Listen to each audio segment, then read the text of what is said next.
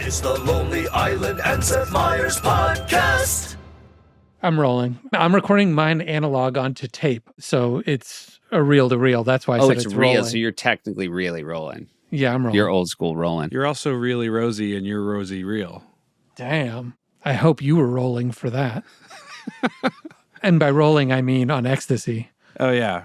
Really Rosie was always rolling on Molly. Otherwise, Because she's a great big deal. Like, that's too hard. And then I'm going to turn my headphones down. I'm glad we waited till we were rolling to figure that out, Seth. Unbelievable. Can you guys hear me all right? How do I sound to you guys? you sound fine. You know what else was so hot, Seth? What's that? Basic Instinct. Oh, my Oof. God. Basic Instinct. Do you remember? The original. That white outfit, am I right? Oh, the white outfit. Can I actually say a real thing about Basic Instinct? If you go onto what I assume would be the DVD, Blu-ray extra features that are now on iTunes, if you buy it, there is a thing that was cut together by the home video department as like a bonus feature along with all the behind the scenes.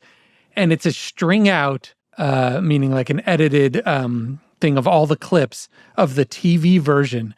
So it just shows you like a moment where it's like Michael Douglas saying, you know, like, did I fuck her? Yeah, you know I fucked her. But that doesn't matter, whatever the line is. And then it goes to black for a second, and then it comes back up, same exact scene. And now he's going, did I frick with her? Yeah, of course I fricked it with her. And as we all know from watching, you know, I think we've talked about like Mickey Ficky on Do the Right Thing and all the funniness of clean versions. I've never in my life seen it as a DVD extra feature, just cutting to the funniest times. It seems like it's a comedy. It's so it's so such random. a funny thing to do to the cast. Like, yeah, we're going to show how you got like cut up. It's also voice doubles. You know, back in the day, they didn't get Michael Douglas. Boy, they might have just been scraping the barrel for extras. Right? Clearly, and they were like, what else we got? We're like, we're like, well, we got those funny ones we did for when it airs on TV. Let's just show those. Putting all the horniness aside from Basic Instinct, I will tell you that when I saw it in the theaters, when it ended, I had a real like, this is one of the greatest thrillers ever made. Yeah. You're not wrong. Like genuinely gasped at the end. The ice pick? And like went home and told my parents, like, it's groundbreaking. Well, you probably hadn't seen a lot of sexy R-rated thrillers. Yeah. But Basic Instinct holds up. When's the last time have you seen it? I have not seen it in so long. May I recommend a viewing of Basic Instinct? Great. But you would recommend I see it on network television, right? With the frickins in there? No, I think you watch it the real way and then you enjoy the real. Keeve, scale of 1 to 10, how much Atmos? I mean, we're at a 95. A 95 out of 10? Oh, I went out of 100. A 9.5. 9.5 What's out an of 10. Atmos? What's Atmos? Like pumping smoke into the scenes. Atmosphere. Visible atmosphere that any movie still to this day uses, but uses much more delicately than in the 90s. Also, they didn't have computer color correction where you can kind of crush it away if you want to get rid of some afterwards. Yeah. What's the most Atmos you think ever in a movie? Is it like Cobra, Stallone? Yeah, it Just might a be lot of- that era, like Running Man, you know, like he's out in that city and they've built all those sets and they don't want you to see past like 40 feet where there's no set left. Yeah. So they're really... So every interrogation's over an open steam grate. Well, it doesn't read fully as smoke, Seth. That's what's It's like ingenious steam. about it. That's what I mean. It's like, Yeah, it feels yeah. like just like street heat. But it makes things look like a movie. Yeah. You notice the first time you put it into a music video shot or a movie shot that you're like, oh, that's the difference between an episode of Brooklyn Nine-Nine and an episode of Game of Thrones. Wow. Perfect one-to-one comparison. That's great. Also, less dragons. Less but dragons. beyond that, same thing. Show.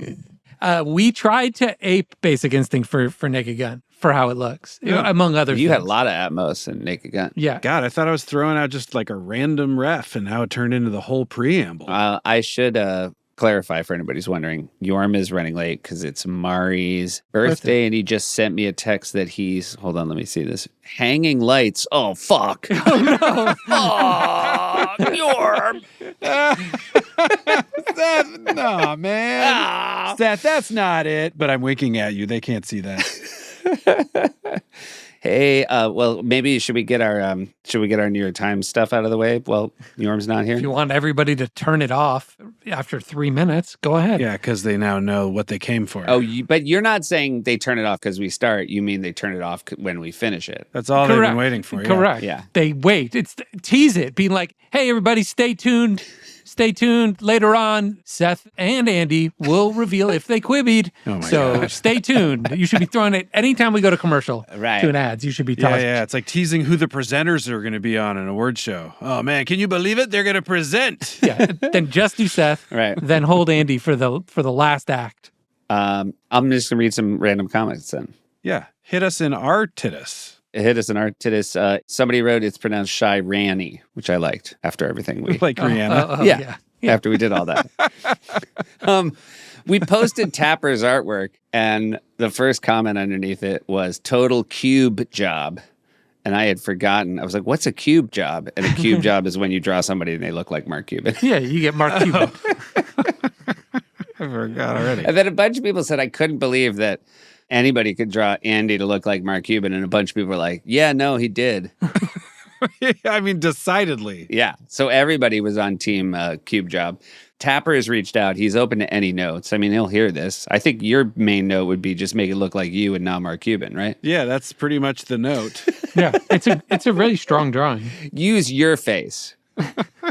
This, again, I hate for Jake to get his criticism via the pod, but someone said, I can't believe Seth in a crazy wig looks the most like himself. Like the three of you were farther away from Yeah, it. in terms of like More Tapper carnage. Oh, it's full Tapper carnage. You know what, Tapper? Thanks for just being creative and doing anything, you know? Now I'm backing off it. I don't like to see a pylon. But you know what I do like to see? A pylon when I'm running for the end zone. Keeve doesn't get that because he's a fucking dork. But me and Seth get it. That's cool. Go Steelers! You dive right into that sucker. What was the name of the actor in Hung that Shirani looked like? Oh, that's a Google real quick. Yeah, just Google it because there was a great comment, and I feel like I should have written his name down. Charlie Saxton? Yeah, that's it. Yeah, somebody said, love to imagine Charlie Sexton listening to the pod and then just hearing his name drop right while he's making a hot dish of mac and cheese. There's a photo of him. He looks like a well-adjusted adult man. He does not look like his character. He's doing good. Yeah, we're not piled up. There's no way for me to imagine anyone listening to this not making mac and cheese. And so I'm with whoever wrote that. Cueto right now is like, whoa, guys, don't get too far away from me. Yeah. Hey, Cueto, What you cooking? you using that extra butter? Whole milk, Cueto. Hey, there was a question as you were talking about you singing the Rihanna lines in Shirani in the demo. Mm-hmm. Did you guys save any of the demos? Is that an existing track where we could listen to it? It's got to be somewhere. We definitely have some of our demos around, but we were not thinking about the legacy of them at all. So like something like that one that was done on an SNL writer's computer randomly in that office might probably be gone. And not to say something when Jorm can't defend himself, but it was Jorm's computer. Right. So when he left that office, he probably didn't think like, I'll back this up to a hard drive and take it home and label it. Yeah. Right, because he's a massive flake. He did say he was just at a restaurant like 5 minutes ago and got a Kuwait Army. So we got to remember to ask him about that when he shows up. Huh. Queen bee is when you get everything. Someone suggested when you are super mad that you didn't get everything. And you know what they think the slang should be for you, Andy? What? A frisbee. Fuck. That's the lowest version of Queen. You started that, and I was like, there's no way I'm going to like this. And then I couldn't have been more wrong. A lot of people were disappointed that we talked at length about the Peabody Award and then completely missed that literally the next thing was Jorma talking about his body pee. Because he literally transitioned right from the Peabody to urinating. People were mad we didn't catch that. They were like, that was right there for you guys.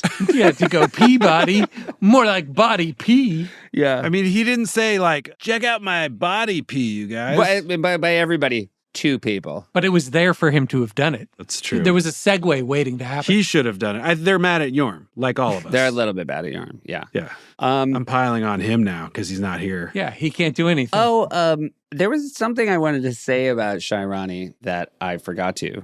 That and you're then I attracted listened to him? it again. Yeah.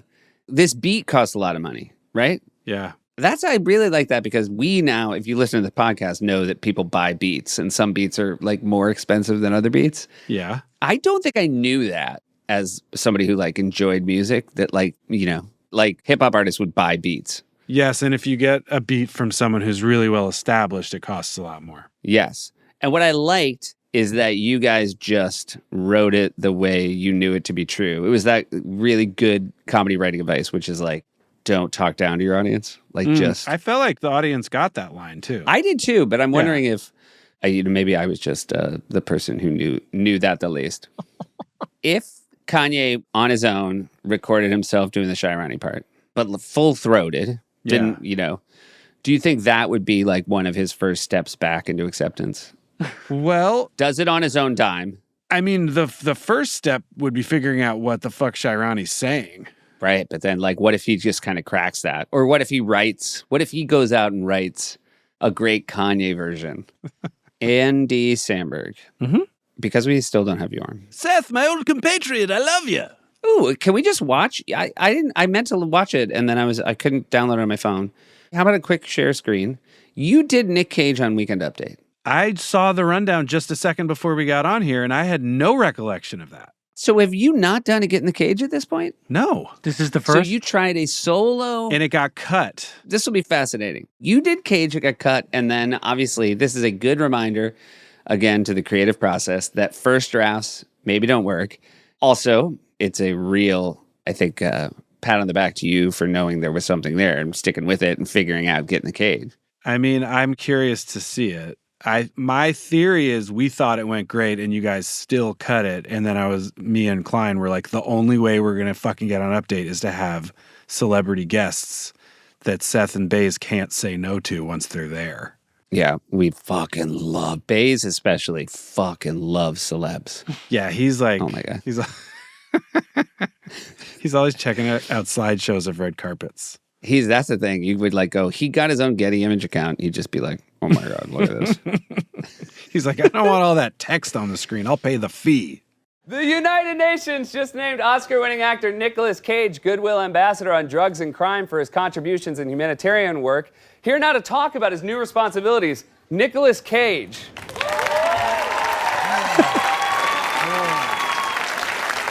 Thank you. Thank you, Seth. It's great to be here. You know, I've always considered myself a bit of a global ambassador. It's nice to finally make it official. So, what exactly will you be doing with this new position?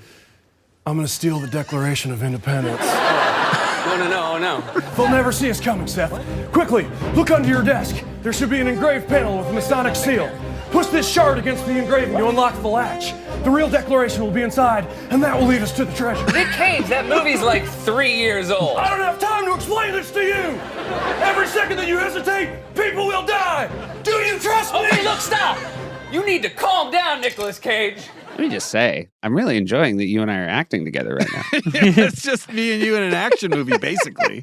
It's basically us in an action movie. And again, Alex Baze, we were joking about Baze being sort of a fan of celebs. Baze is a great joke writer. And Baze said the closest thing I ever came to a catchphrase is, I'm going to stop you right there. Because like ultimately, isn't he the one who got you the doormat for your office? He got me a doormat that says, I'm going to stop you right there. He said that works two ways because it also stops people from knocking on your door. Which you also like. Yeah. You're right. I'm sorry, Seth. Taking the shard away. Take it. You'll need it later. I sometimes get overexcited. I go very deep into my characters, and sometimes they spring up. Let's talk UN. Yes. Let's get back to this very serious UN matter. Yes. So what do you think being an ambassador will mean on a day-to-day basis? What will you actually do? I'm gonna steal the Statue of Liberty. No, what? I know where it is, Seth. It's buried under the White House. The other one is a decoy built by James Madison to hide the treasure he stole from the Jefferson Memorial. No, that's wrong. Here, take this dagger. No! But be careful. It's a relic from the tomb of Abraham Lincoln's dog. Put that dagger away, Nick Cage. I don't have time to argue with you, Seth. If you want to stay alive, come with me now. It's your choice, Senator. No, stop, Nicolas Cage. You are not in one of your movies, please. Oh, Seth. Taking this dagger away. Take the dagger. It could come in handy. Seth, you're going to have to forgive me again. I'm really enjoying I call it. you Senator. That my favorite thing of all that is Senator. Also, the fact that the music does not cut out hard, but rather just has like a low, slow fade. Oh, yeah. You gotta love dress rehearsal. That's probably a moment where Lauren turned to Baze and fucking sighed and it was dead. So you're gonna fix the fucking music like that? I'm just guessing. I was never under the bleachers. I'm a very impassioned man, and of course, I'm a little bit crazy. Okay. Now, despite my best instincts, I will ask you one more time. What are you going to do as a UN ambassador? I'm gonna eat the president of the United States. No, Cage! Switch faces with me, Seth! No! Take your dagger and your shard and get out of here. Okay. All right, here's the thing. It definitely could have aired. It's great that it didn't air because Get in the Cage is better than that. Sure. And like in another life, we do that and it's really fun. And you and I always talk about like, remember that one time you played Nicolas Cage? You think this would have hurt the chances to move on to Get in the Cage? Well, it's also a different Nicolas Cage. This is a kind of smiley Nicolas Cage. And then the Get in the Cage Nicolas Cage, I think is more fun than this one, even though this one was a lot of fun. Yeah, it's still finding itself. This was much more National Treasure based. It's all National Treasure. Yes. And then you became, I don't know. It was way more multi-layered once you started getting in the cage. It became more unhinged. I mean, there's no way to know. There's no way to know. There's no way to know. But it was very enjoyable. And I will say, I'm having a great time. You can tell in my eyes that I am enjoying every second of it. Kidding me? You're riffing. You're going off cards. I'm going off card. I'm taking the dagger before you offer it. Feeling all silly and loose. Just because you knew you were going to cut it, probably. Yeah, I was like, this is the last time I'm ever going to do this. Got to make the most of it. By the way, you really burned me because basically you're like, okay, you don't want to do it with me? Then I'll get Jake Gyllenhaal. And you can sit off to the side and you don't have to be in the two-shot anymore. I mean, what was on Update that week? Not to like drill down on this. I mean, I think we've got a Garth and Kat, if memory serves. You were up against some heavy hitters. Okay, but what else though? Oh, that I will say where you probably got burned is like, I bet it was the other one was political. Yeah. You know what I mean? Because it's like, I don't know if you remember, but it's kind of the newsy part of the show. Or at least from the news that week, even if it's just topical. Yeah. I mean, I'm looking at the rundown from that week. It looks like it was Bill and Bobby doing Snooki Oh, yeah. from Jersey Shore. So that's pretty political. And they were kind of national. They had gone national at that point. Yeah. Oh, Snooki. my God. Hey guys, Jorm here. I just wanted to interrupt real quick. I know we're talking about Tizzle Wizzle, and I love that short. But real quick, I just wanted to mention Rag & Bone. Rag & Bone's infused denim collection is made to fit your style, whether you like slim, straight, athletic, or relaxed. These are jeans designed to look great and feel broken in from day one. Isn't that right, Zadie? Yes. They've got stretch where you need it, structure where it matters, and they move with you so comfortably that you might forget that you're wearing denim. You know, when I first tried on these jeans, I could not believe how comfortable they were right out of the box. Isn't that right, Zadie? Yes. They felt like jeans I had already worn in, but with a way better quality. Like when you first saw me in those jeans, what did you think? It looks pretty good. Yeah, exactly. And if Zadie thinks that, you know, like, because her standards are very high.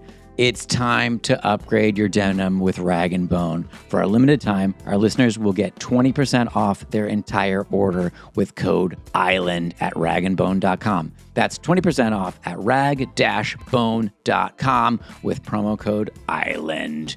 When they ask where you heard about them, please support our show and let them know we sent you. Yes. Support for the Lonely Island and Seth Meyers podcast comes from Airbnb. I wish I'd roped Liz into this because it's her parents. When her parents come to town, you know, we have a guest room, but it's quite small for two people to stay in, and then they're in your kitchen, stuff like that, and they're lovely. But, you know, it's nice to have a little extra space. So she has taken it upon herself to find them their own space on Airbnb nearby. And they love it because they borrow one of our cars or rent a car and they live over there and they can watch their TV as loud as they want and they can do what they want. But then when they come over to us, they're cheery-eyed and bright because they aren't invading our space and feeling bad about it. That's what they've you refreshed. want from parents to be able to. Oh my God, Jorm, you're here. You scared the shit out of me. No, sorry, I was here the whole time. That's what you want from parents or parents-in-law, for them to be bright-eyed, bushy-tailed, so you can just hand them your kids and be like, there you go. Get gone. Well, I love staying in welcoming homes that I book on Airbnb, but it's got me thinking my home could do the same for someone else. You've been to my house, Jorm. What would you pay for my house? $1,000? I'm not good with prices. Sold! Come over here and give me $1,000 and I'll go somewhere else. I already put love into all the details of my home. Why not help someone feel comfortable and taken care of while they're traveling when I'm away from home? Think about it, Jorm. If you host your home on Airbnb while you're traveling, it's a great way to offset some of the costs of your own trip. The extra income you make could be put towards an upcoming trip of your own. Your home might be worth more than you think. Find out how much at airbnb.com/host. All right, back to the show. You did Mark Wahlberg Talks to Christmas Animals. Yeah. We tried to bring it back. That's the one where it was last in the rundown and we ran out of time on the episode. But I didn't know that when we started. And as the sketch was going, Chris Kelly, floor manager Chris Kelly, was counting me down. Like, we're going to cut the feed. Yeah. And I had more cards and they just started like ditching cards. It has an abrupt ending. Yeah. With that said, I'm glad you weren't rushing off the top. Yeah. Because it plays great. And, ultimately, like, we'll break a little news here. The endings of SNL sketches are often not the best part. Another fuego take. I have no memory of it other than when it ended being like, oh, shit, I probably won't do that again because it didn't go the right amount of good. That's a good sentence. I actually, I think maybe because you didn't do it again, I incorrectly thought that, and I fucking loved watching it. Oh, okay, well, great. Bust it out. Let's see it. Yeah, let's bust it out. And Keeve, you were dancing in the background in the monologue of this episode, right? Yeah. What was he? I was just doing that though. It wasn't musical. Why? I can't remember why. It was just like, oh, where's Waldo? Yeah, I was just in the background, like, kind of vibing out. Hello, mighty, hello, my darling. All right, Mark Wahlberg Talks to Christmas Animals. Mark Wahlberg Talks to Christmas Animals. Hey, I'm Mark Wahlberg. You guys know me. Fucked up. Little flub. Right? Yeah. Let's go talk to some Christmas animals. I was thrown by the rush. Hey, sheep. How's it going? I like your fur. So you're with the first Christmas, right? Let me ask you something. Did you guys know it was going to be a big thing? Okay. Well, it was great to meet you. Say hi to your mother for me, okay? Now I'm going to talk to a partridge. Hey, partridge, how's it hanging? Where's your pear tree? Oh, there it is. So you were in that song, The 12 Days of Christmas. I was in The Happening. Did you see that movie? Okay. Talk to you later, partridge. Now I'm gonna talk to a snowman. Hey, snowman. It's nice to see you. How'd you get in here with all these animals? You're not an animal. You're a man. I like your stick hands. I have real hands, but we can still hang out. Just let me know, okay? Say hi to your mother for me. Now I'm gonna talk to Rudolph. Hey, Rudolph. Long time no see. I've been thinking about making an Entourage movie. Do you like that idea? Hey, Rudolph, next time you talk to Santa, tell him I want an Amazon Kindle, okay? You hear me, Rudolph? An Amazon Kindle. Say hi to your mother for me, okay? This has been Mark Wahlberg. It's still very enjoyable. It's very enjoyable. I can tell I'm rushing. The impression's great. I do feel like I forgot you did it again after Mark came and did it with you. Yeah, it was Totally that was forgot. the last time, pretty much. I think the reindeer also, there's a moment where even watching it, I'm like, what is that? Is that an actual reindeer? Or did they like super glue some antlers on a fucking It's donkey? a reindeer. It is a full reindeer. I mean, as soon as I enter that frame, I know for a fact I've never been mauled by a reindeer, but I immediately was like, oh God, I hope I don't get mauled. It's a very small reindeer. Those horns are big and scary. The big old horns. Yeah. With apologies to Spodioti Dopalicious. Oh, That thing had some big horns. because it's got a huge horn section, Yeah. Seth. Fuck. It goes like. Suck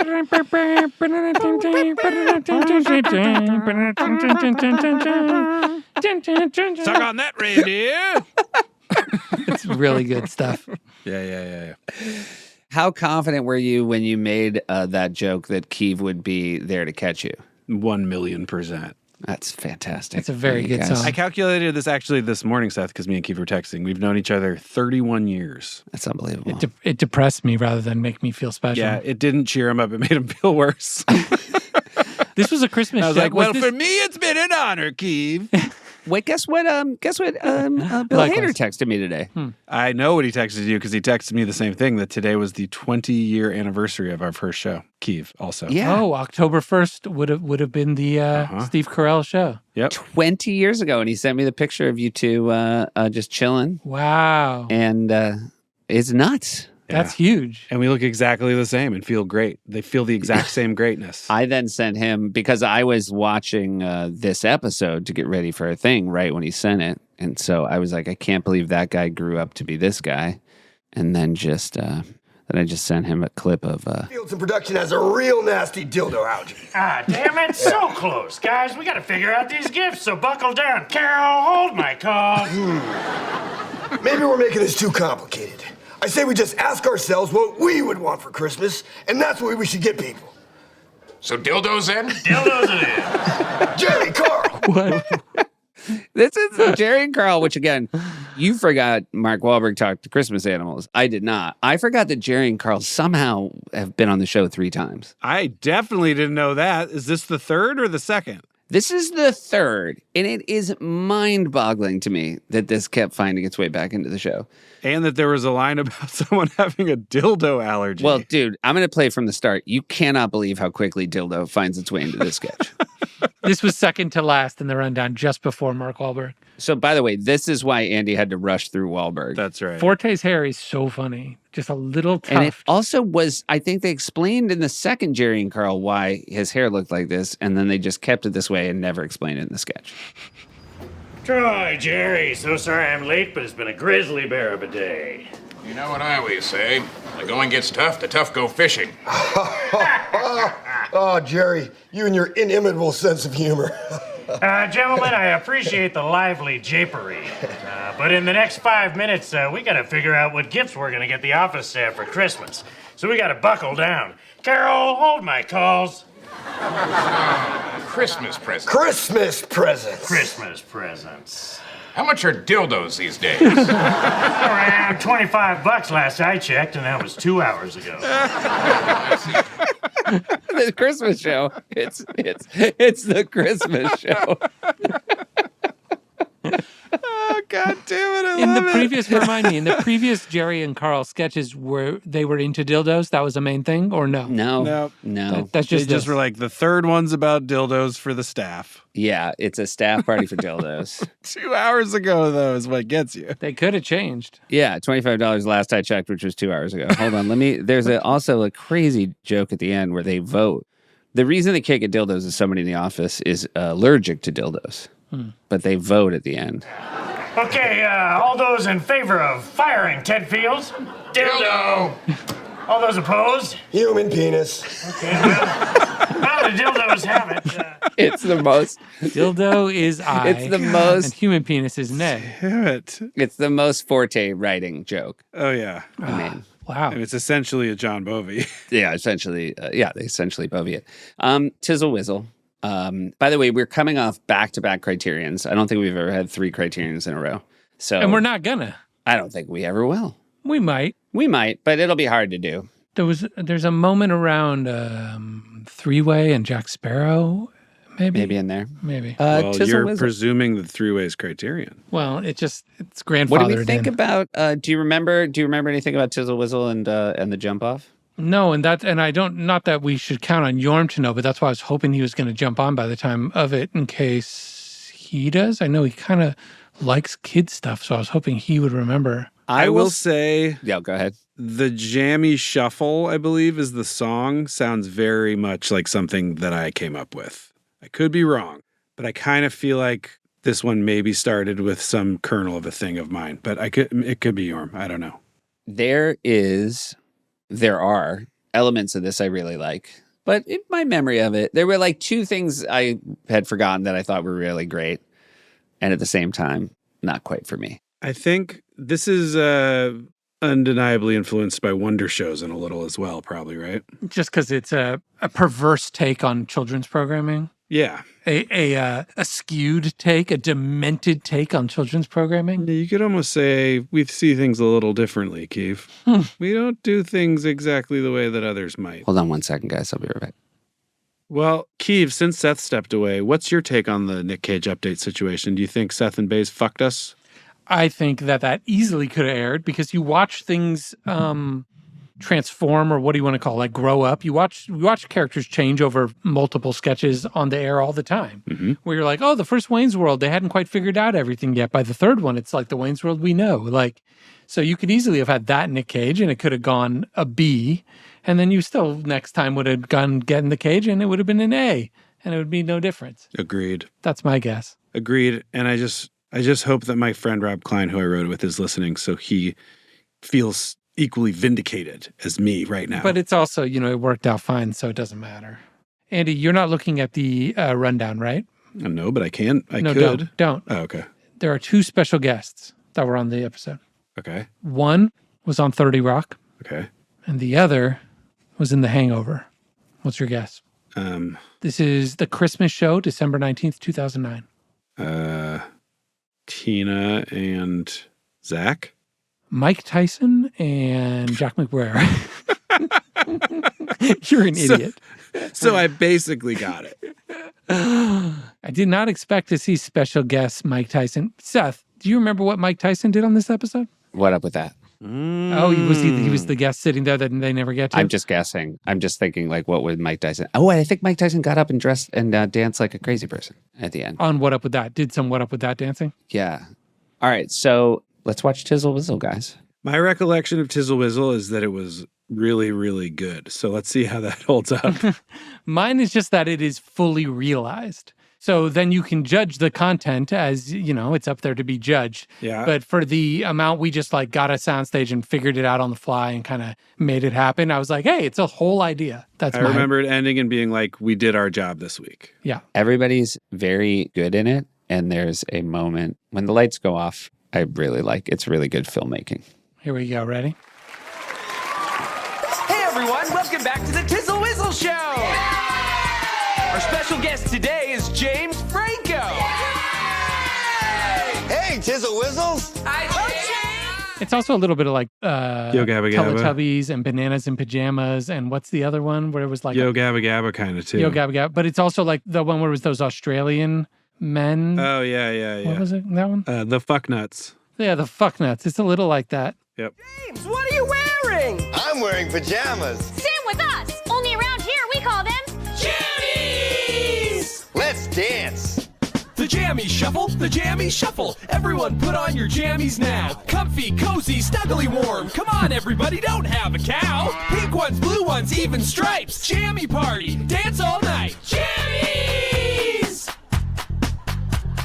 Knives, all types of knives. Everybody pick out your favorite knives. Short ones, long ones, one with spikes. 3 more seconds to choose your knife. 3, 2... Pills, all types of pills. Everyone must take at least one pill. Gobble them, swallow them, eat them down. Don't spit them out because we'll know. Yay! The pills take hold of your mind and flesh. You're brave and strong. You don't fear death. Steel yourself, it's time for war. Your glowing stick is how we keep score. Hop to the left and raise your knife. It's a fight to the death, now kill the lights.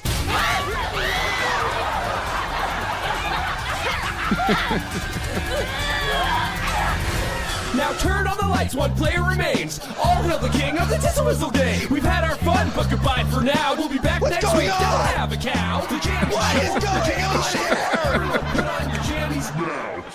Yeah. Short and sweet. Short and sweet. Confection. Perfectly My executed. favorite phrase. Don't have a cow callback. My favorite part.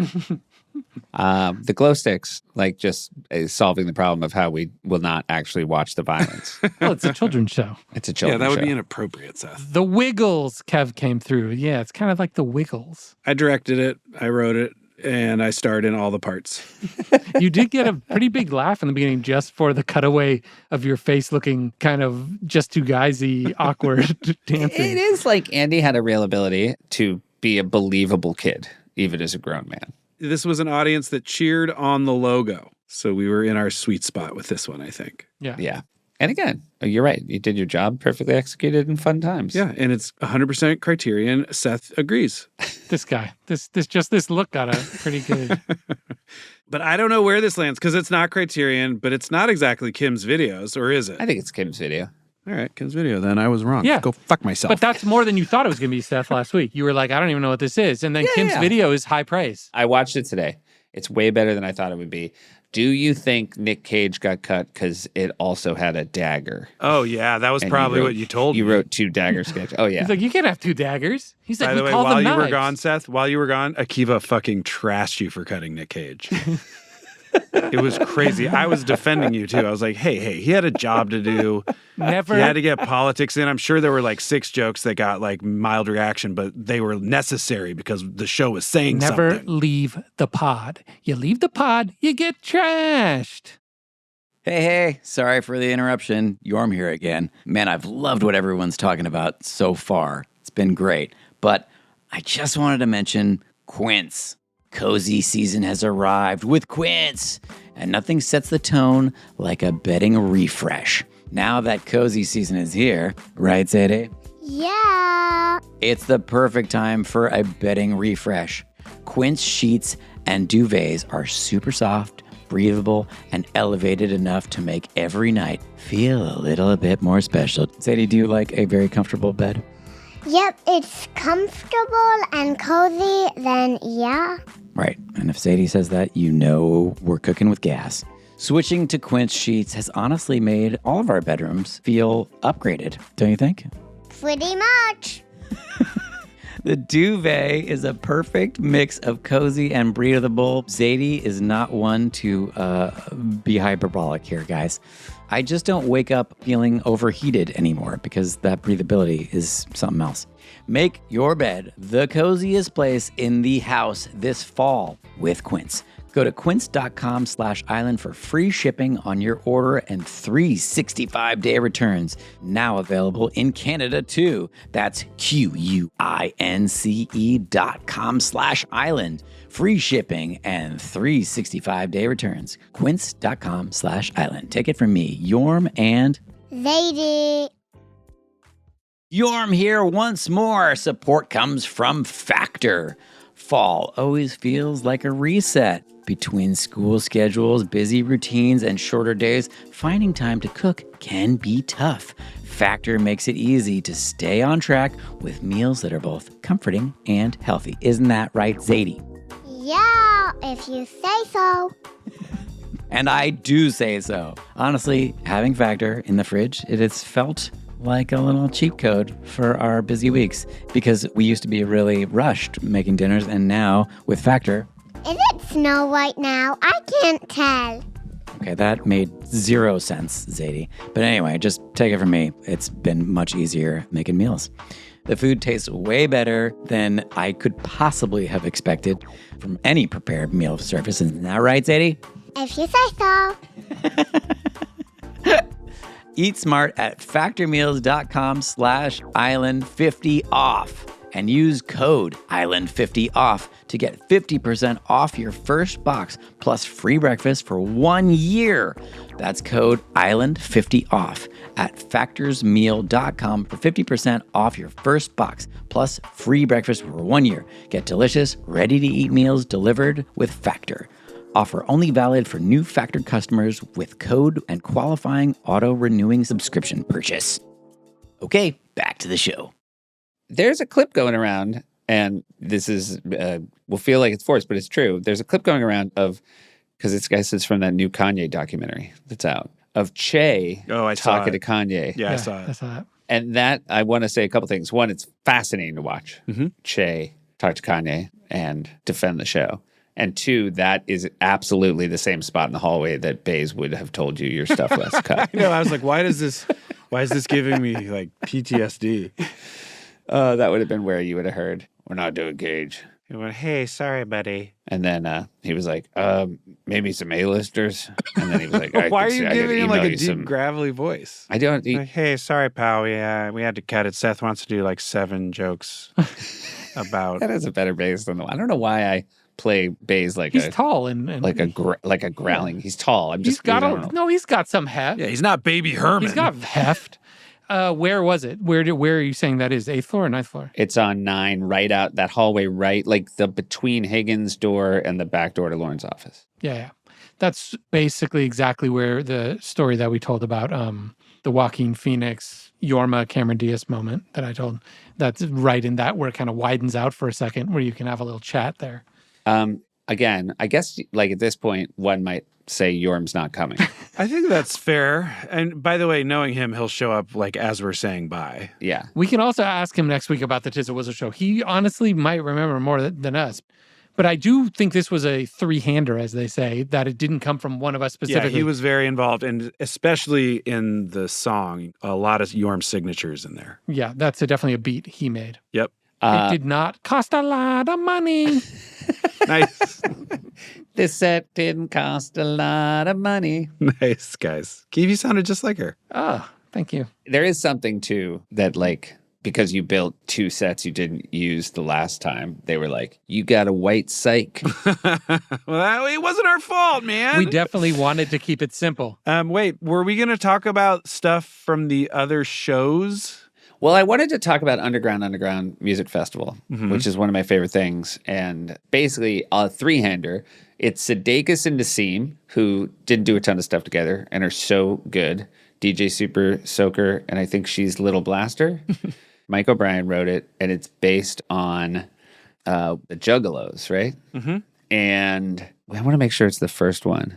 Because the first one was called the Kick Spit Music Festival. I remember that we spent like an hour trying to come up with what the name of this music festival was, and I think we ended up on Kick Spit, and then literally the next one, it's like, let's just call it the Underground Festival, which is such a better name.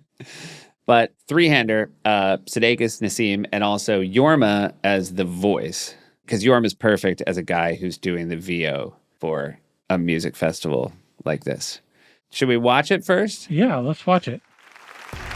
Underground Records brings you its 10th annual Kick Spit Underground Rock Festival. What up, y'all? I'm DJ Super Soak. And I'm Lil Blaster. And we're bringing you amazing happenings for the super dope 10th annual Kick Spit Underground Rock Festival. You want bands? Your ears will bleed. We've got Rat Balls, Slit, Third or Sex, DJ Deuce-Grown, Mrs. Potato Dick, and more. This is the most underground festival ever. No water bottles, no protection from the sun, and absolutely no porta-johns. We didn't sell out and get you a bunch of porta-johns, yo. You want bathrooms? Oh, we've got bathrooms. They're called your pants. Underground enough for you? Aw, yeah. And don't forget the mud-eating contest. Try to dethrone last year's mud-eating champ, Ass Dan. Everywhere you look, Mad Crunk's gonna be popping off. We got loose alligators up in this. Chomp on some stick meat. Come have sex with the Iron Sheik. And did we mention bands? Now, I want to say this is one of the most fun kind of sketches to have at the rewrite table. Yes. Because all it is a perfect structure to just throw on dumb ideas. Come have sex with the Iron Sheik. And it's just Mike O'Brien. This is his brainchild, and a lot of them come from him. And then he would also sit at the rewrite table, and he would just write stuff down, and we wouldn't know what he was keeping or what he was losing. But it was pure joy for an hour, even just yelling out names of these bands. There's going to be Donkey Crust. Good. And don't miss a very special encore performance by Mrs. Potato Dick. They my boys, always spraying the crowd with cat piss. Hell yeah. So many fun events, and you know you gotta get in the worst He-Man impression contest. Just look out for last year's champ, Ass Dan. For sure. And if that wasn't enough for you ninjas, we got a mad list of special guests, yo. Like Mark Furman from the OJ Tribe. The Mac Guy, Justin Long. The Snapple Lady. Turtle from Entourage. Miss Screw Magazine, 1997. And NBA All-Star Dirk Nowitzki shooting a BB gun at you in an open field. You wanna get sick as hell? Helicopters gonna spray your ass with viruses, yo. Viruses. And there's more, like a full screening of Facts of Life Season 3. Plus, we got a bunch of ventriloquists walking around on stilts. And their dummies got tiny stilts, yo. And you know we got moms running all around this bitch. And here's the best part. Everybody gets pitchforks. Everybody's gonna be running around mad crazy with pitchforks, yo. Literally everyone is given a pitchfork. Plus, don't miss a very special memorial service for Ass Dan. So get your tickets now, ninjas, for the 10th annual Kick Spit Underground Rock Festival. And get ready to be truly underground. Kick Spit Underground Rock Festival. See you ninjas there. Fun. Super fun. Yeah. Kept getting better. Kept getting crazier. That was very crazy to start. And like only 1x as crazy as it got, which was like 20x. They invited us to do stuff with Ask Dan like twice before saying he had actually passed away. Yeah. So I asked Mike O'Brien to send me a voice note last week, mid-pod. I thought we were going to get to it. And I said, hey, leave me a voice note about how you chose Jorma to do the VO. And he's like, when do you need it? I was like, now. And so he sent this. Hey, I don't remember why Jost and I first asked Jorm to do those VOs, but he was so great at them. And I'll just say briefly that after he left, we had someone else filling in for that part for the table read only. And after he'd gotten used to Jorm doing it, it was a bit rougher. Folks, it'd be like if you went to Star Wars and some regular guy was doing Darth Vader's voice instead of James Earl Jones. I had a feeling. Thanks for the platform, guys. I appreciate it. Oh, fantastic for the guy. platform. So anyway. But wait, did they not go ask Jorm then when they did him once Jorm left? Because there's nothing Jorm likes more than getting and doing VO. No, he did it for the shows. Just not at the thing. He did it for the show, but not the table. Now, anyway, we aired, obviously, we're talking to you. I'm talking to you guys after the Shy Ronnie episodes come out. Mike O'Brien listened to it, realized his voice note wasn't in. Texted me, I'm so glad you didn't use it. I felt like I rushed it and it wasn't great. Yeah. And he said, should I do a second one? I was like, sure, but I feel like we're still going to play the first one. So no, and he goes, I think that's right. I want the audience to know what my rushed version was. Yeah. And then he sent a second one. Oh, good. Oh, a reboot. I just want to say before you play this, if he doesn't thank us for the platform, I'm going to be furious. I hated that bit. I think if you're even going to do the Vader thing, you got to go all the way through to where you're like acting out lines from Star Wars, and then you're just like so far off track. Let's just start it here. You know, it's funny. Jost and I were just kind of banging our heads against the wall trying to think of who to get to do the VO. We were like, it's got to be someone with a little gravel, you know? And then we both looked at each other all of a sudden and said at the same time, got to get Jorma. That was it? That was it. So he turned on his like press junket liar voice. He did a junket. And was yeah. like, he imagined that he had a underground festival poster behind him and he's doing the behind the scenes. Yeah. Didn't thank us for the platform either. No. He did give more credit, or he did give accurate credit to Jost, which I forgot. I knew it was a Mike O'Brien joint. I forgot he did it with Jost too. Sorry, Jost. I'm not sorry. Yeah, he's got enough great stuff. He doesn't need this. Jost is going to be fine. That piece of shit. Sorry, I don't. People asked if you would ever do a segment on my show called Jav Drinking with Andy Samberg. So it wouldn't be a day drinking. It would just be you and I chugging Jav. That would be fun. I mean, it would be different. Interesting to see if over the course of 2 hours, if you had 16 espresso shots, what you'd be like. Oh, no. The best part would be us having to stop every 7 minutes to go to the bathroom. Is that more dangerous than over drinking at a certain point? I don't know. I would think that's worse. Well, you have to think that. Jorma's not here, but I looked at the YouTube comments this morning and texted one to you, Seth, to say to Jorm. Did you see my text? Oh, yeah. That somebody sent it. Remember, Jorm said somebody just wrote in a postcard that said penis. And the person wanted us to know that it was pelvis. Yeah. I'm going to show this so that Andy can see it. Because once you see it spelled out, you see... Are you seeing it right now? Yeah. You see how that could look like it. Because the V goes up and down and the L. And if you were writing it with your hand, you connected an L to the V, that could be an N. Pretty easy. Yeah. But it is really funny that this person says, I wrote pelvis on the postcard, pelvis. But I could see the confusion. It seems true to me. It makes way more sense. Yeah. It's still weird to write a whole postcard and just write the word pelvis. It's still a little weird. Right. Jorm told the story about, for the second time, about how he peed in a jar while he was on a Zoom with Daniel Radcliffe. Yeah. And somebody did comment Do you think Jorm broke his pelvis because he kept dropping names on it? It's a very Andy comment. You're teaching these people. You're teaching them how to burn Jorm, how to rip, how to interact with us. Well, he has an affliction. Name dropperitis. All right, guys, it was a quieter week. Yeah. Well, this hour in the night, I'm not joved at all. I'll be honest. I'm not joved at all. I haven't been joved for hours. And you know what? Not to be all Morgan Freeman in Shawshank Redemption, but I miss my friend. we come to depend on his painkillered out wild ways. Yeah. You're crazy. Jorm went full ladies man last episode. Isn't it maybe I just missed my friend? Maybe I just missed my friend. Some podcasts seem to draw out like a blade. Do you think Jorm wrote Jorm was here in the rafters at the hospital? Or he wrote it at the top of the ladder right before he... Oh, no. He wrote Brooks was here and then fell off the ladder. That's so fucked up. You guys heard it here first. Seth and Keeve making fun of Brooks. Oh, hey, guys, I made it. Wait, this is great because we're at the end and Kevin, our producer Kevin, just pointed out we teased the New York Times games, but we didn't get to it. So we did live by one. So everyone had to stick with it. They've been on pins and needles, afraid if they hit the 30-second forward, they'll skip right past it. And by the way, some people said don't say what words you missed because they are doing the Be On archive. We cannot agree to that, and I'm sorry. Also, I didn't even know there was a B archive. I know. Oh boy, you don't need to know that. Well, he's hit them every day. He'd have to go way back to get to I have the app, and there's no archive. Where are they getting it from? I don't know. Maybe they mail it to them. Tell me, mail them the B. What'd you miss? Oh, you didn't miss anything, but what'd you need hints for? I needed 2 hints today. Mm-hmm. One, I'm glad I used the hint. It was acidification. Okay. And then another, I was like, God damn it, it was Fontina. Gotcha. Should have got. I missed finito. Oh, that's a rookie mistake. Well, it's very similar to Fontina. No, yours is way worse. No, Fontina is a word you see on a menu. Finito is a word you literally never see. I say finito every single time I leave the bathroom. Seth's laughing. You can't see him, but he's laughing really hard, actually. Yeah. I was wondering how you were going to argue you used it. Threw myself under the bus just to prove my point. Do you say it to yourself? Finito!